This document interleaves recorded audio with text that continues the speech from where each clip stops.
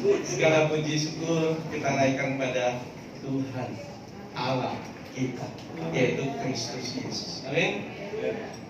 Tidak banyak undangan kali ini, dan semua yang hadir ini saya yakin mereka adalah aktivis Hope, anggota-anggota Hope, dan juga mereka yang banyak mengikuti ibadah dan doa subuh di Hope.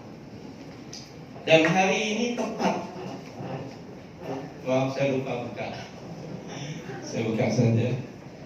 Hari ini 24 September 2022, tepat tanggalnya 10 tahun yang lalu dimulai rumah doa Hope di Gading Serpong, ya, tepatnya di depan Masjid Raya Al-Huda. Dulu belum ada, masjid itu baru. Saudara, umur 10 tahun boleh dikatakan tidak terlalu muda, juga tidak terlalu lama, tapi banyak pengalaman, banyak tantangan, banyak pemikiran yang harus diambil oleh pengurus, juga para aktivis, untuk menjalankan satu persekutuan yang notabene tidak banyak orang yang berminat. Ya, saya katakan gitu karena kami lebih condong kepada doa.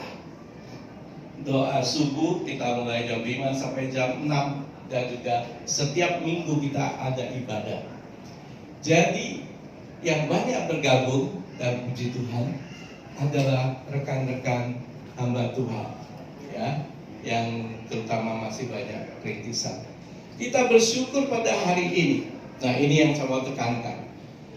Kita butuh waktu untuk merenungkan bahwa Tuhan sudah memimpin hidup kita. Rumah doa adalah suatu tempat, tapi yang penting adalah saudara dan saya.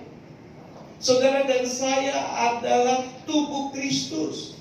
Saudara dan saya adalah milik Tuhan, yang Tuhan pimpin dimanapun kita ikut di dalam satu komunitas atau satu gereja. Tuhan akan membimbing, membawa kita kepada arah di mana Tuhan berkehendak di dalam diri kita. Ada amin? Itu yang akan kita renungkan pada pagi hari ini atau siang hari ini dengan waktu yang singkat. Ya, keterbatasan waktu dari panitia hanya 20 menit. Baik, kita gunakan sebaik-baiknya. Ebenezer, sampai di sini Tuhan telah menolong kita. Istilah ini banyak dipakai bahwa 20 tahun yang lalu, tapi sekarang juga mungkin masih pakai.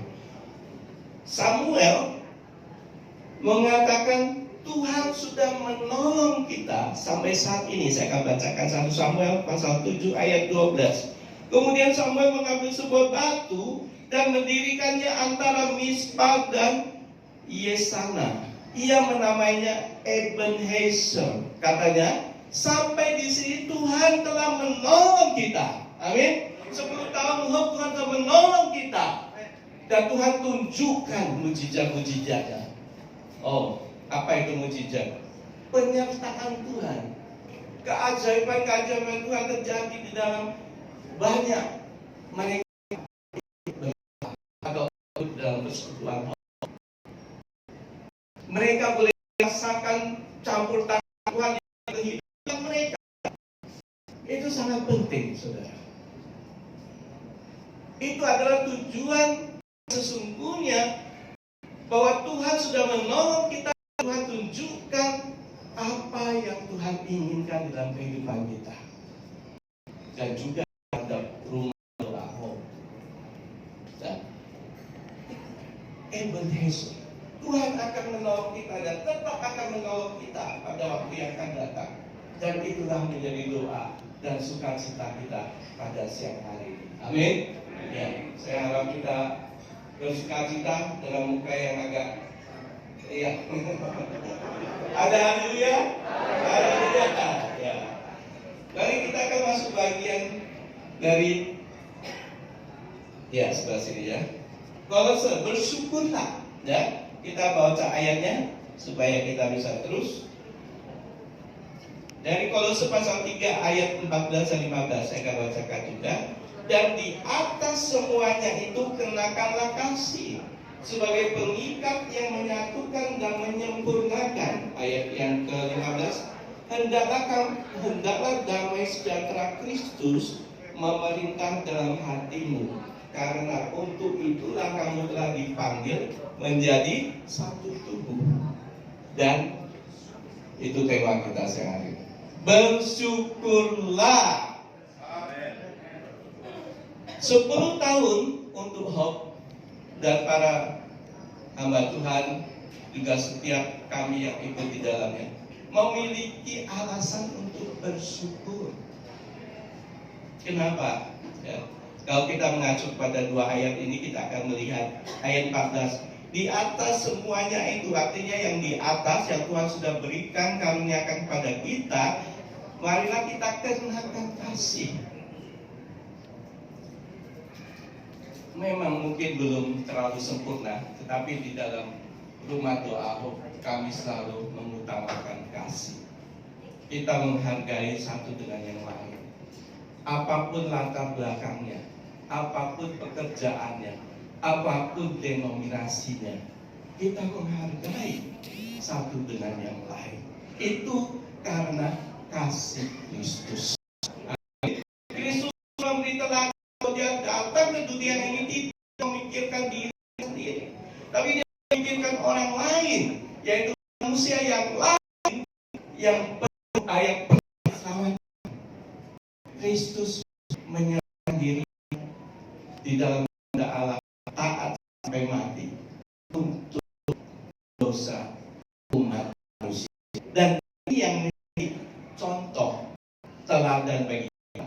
Dan Tuhan akan menyediakan, saya katakan, kasih yang sempurna, bukan kasih yang setengah-setengah, bukan kasih yang ecek-ecek ya istilahnya, tapi sungguh-sungguh mengasihi orang.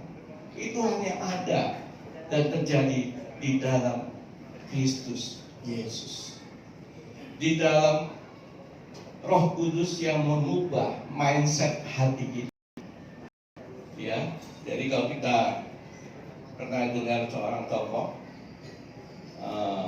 di India, siapa? Mother Teresa. Dia begitu memperhatikan para penyakit kusta. Apakah dia tidak merasa kurang enak? Iya. Tetapi karena kasih Kristus yang ada dalam dirinya, maka dia melakukan hal yang besar. Dia mengorbankan waktunya, pikirannya, tenaganya, semua untuk mereka yang sakit kusta di India itu.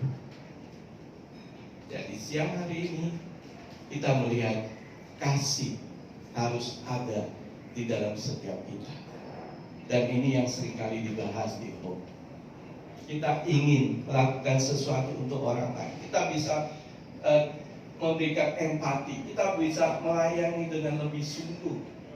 Lalu kita bisa melakukan banyak hal untuk memuliakan Tuhan dengan pengikat. Dikatakan pengikat satu dengan yang lain dengan kasih, dan kasih itu mempersatukan. Kemudian kasih itu menyempurnakan setiap sifat dari kita.